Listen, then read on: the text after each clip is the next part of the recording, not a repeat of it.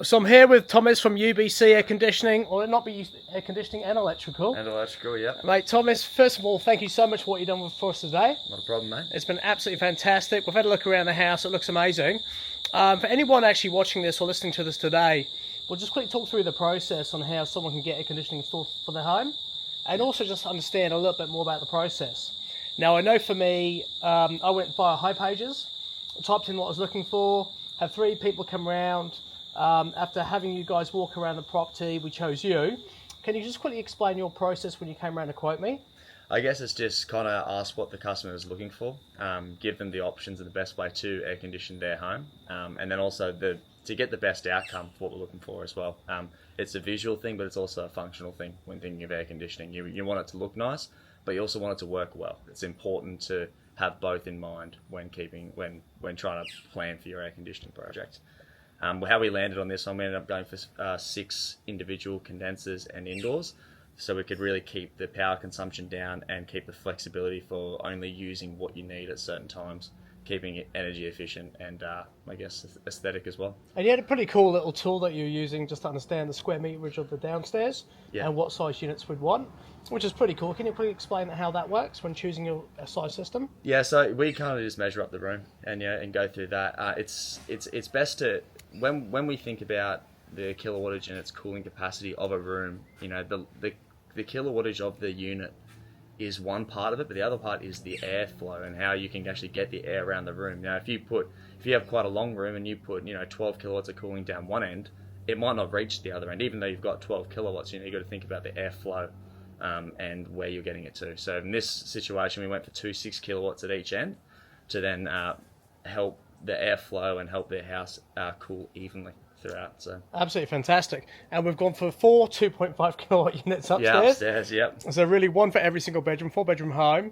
I mean, with those 2.5 kilowatts, they look pretty small, but they're super powerful. Yeah, really powerful. We try and keep it as compact as possible when in those smaller bedrooms, but you do want the fan barrel more than anything.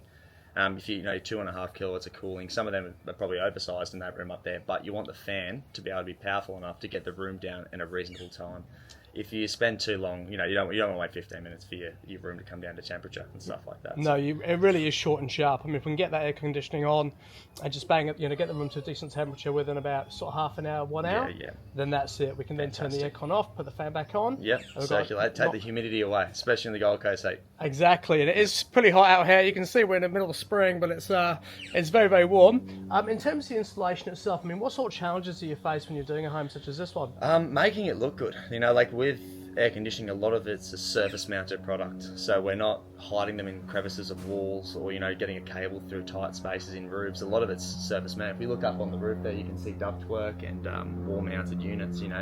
Everything's on show, so you have to make sure that when you're finishing the job that you're leaving it in a state for both the customer and yourself to be proud of. You don't want to be leaving it an unsightly mess, if that makes sense. Yeah, absolutely, and as you said, it is all surface mounted. I mean, it's impossible to make anything look aesthetically beautiful, but the ductwork you've done itself looks amazing. Yeah. I mean, of course, it looks like there's something that's been happening in the property itself. All right, but to be honest with you, it actually looks quite good.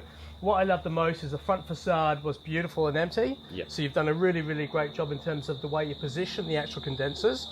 They have to be on there somewhere. Course, when you're doing that, are there any restrictions to the distance that you can have the condensers from the actual where the units are located? So without paying extra for any kind of refrigerant or adding it to, there is a minimum. You need to have at least 3 meters on the pipe run, so you can't have you can see that one just there. We have to move the condenser to the right as far as we can to allow the 3 meters worth of pipe, so that you don't get any backflow and stuff like that.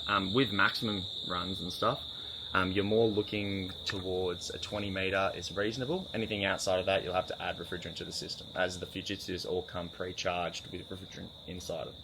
And on Fujitsu, I mean, look, really, you gave me several options. Yeah. And really, for us, I mean, look, what I loved about the way your approach was, it wasn't a case of, saying which direction should you go in. It's a case of, look, these are all pretty evenly matched. I mean, I think it really came down to mid-year as a really economic opportunity or option, and then really between sort of Mitsubishi Electric, Dacon, and Fujitsu. Yes. I mean, we leant towards Fujitsu. I know you're a fan of Fujitsu. Big fan. Why are Fujitsu as good as they are? I think for our point of view, access to the company itself is a big thing. You know, if we have something go wrong on a job, or if there's certain parts that we need, we know Fujitsu are going to service them very quickly, and they have really good warranty agency on the Gold Coast. And beyond all that, they're a very good unit for the price that you get. There are units out there that might have a higher spec or something like that inside of them, but you pay a lot more than what you get with the Fujitsu. I think they're a really good bang for buck unit.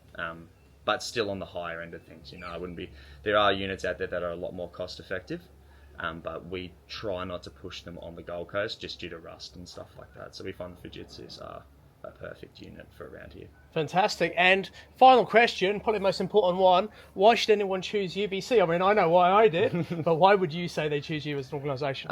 I guess just if you care about your home and stuff like that, we see a lot of dodgy tradies out there. You know, we're fully licensed. And we want to make sure that when we leave, we want to make sure the client's happy as well as ourselves. You know, we don't leave you high and dry. If you call us for something wrong, we will answer the phone, which is the biggest thing. I think Gold Coast tradies, there are a few shockers out there. Mate, well, you know, I'm not going to say anything about that right now, because, but all I can say is we're very, very happy with the work you've done. So thank you so much, mate. Absolutely awesome. Thank you. Cheers. Nice one. Appreciate it.